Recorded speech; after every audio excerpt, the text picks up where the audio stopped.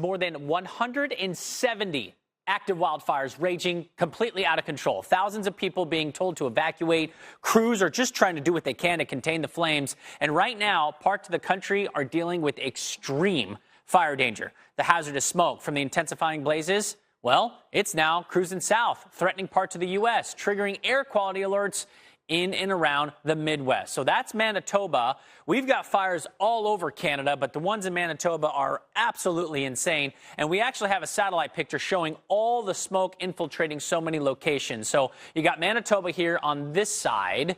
Then you have Saskatchewan right here with plenty of fires. The big view actually shows more fires there. You go back to Alberta, you've got them up in the Northwest Territories. So they're sprinkled all across Canada here. Just looking at our counter from this view, 93 active fires at 100 acres or larger, which of course encompasses over 2 million total acres burning right now.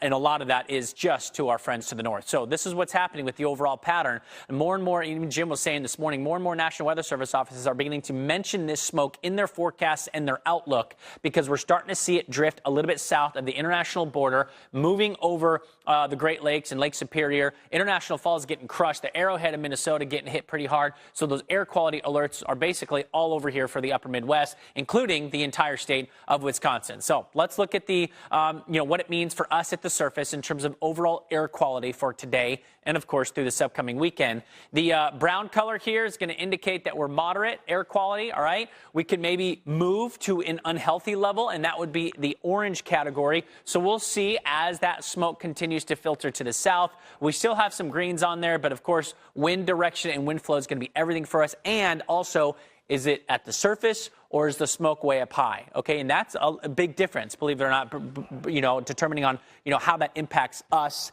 and our lungs down here at the low levels.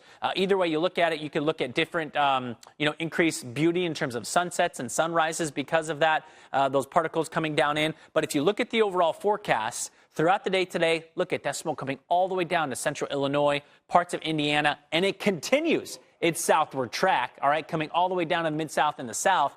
Meanwhile, we're still watching where the fires are originating from as we work away into Saturday, and that wind could continue to blow some of that all the way down in this overall flow. So we'll maybe continue to give you guys outlooks on our air quality forecast for places like Chicago and Marquette and maybe the Twin Cities as well, in addition to some spots all the way down towards Louisville. So that'll be the overall plan. Of course, if you're in one of these zones, Jim, we know that we need to maybe stay inside, especially if it gets unhealthy. Today doesn't look bad. It's moderate, but that's if things get worse.